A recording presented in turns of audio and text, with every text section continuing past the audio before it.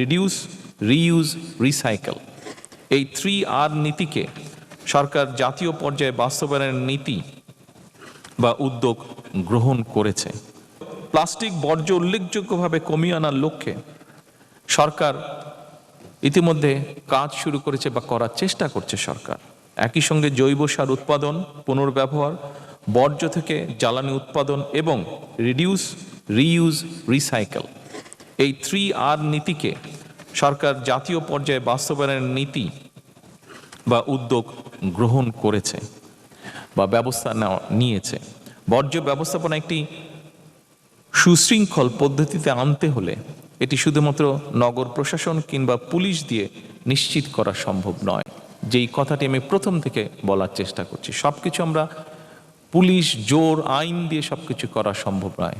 আমাদেরকে এটা অ্যাওয়ারনেসের মাধ্যমে করতে হবে।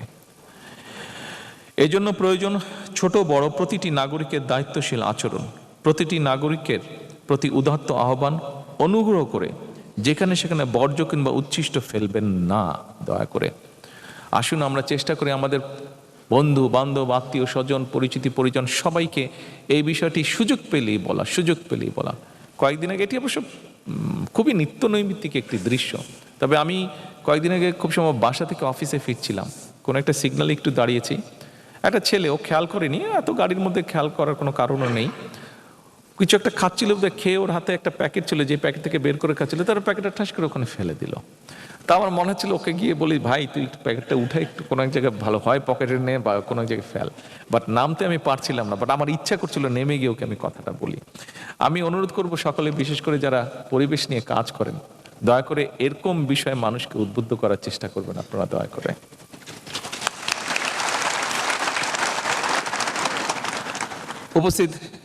সকল উপস্থিতবৃন্দ, মানব সমাজের সুস্থ এবং নিরাপদ জীবনের জন্য এতক্ষণ আমরা বৃক্ষরোপণ কিংবা পরিবেশ সংরক্ষণ নিয়ে কথা বলেছি। আরেকটা বিষয় প্রতি আমাদের একটু সতর্ক থাকা প্রয়োজন।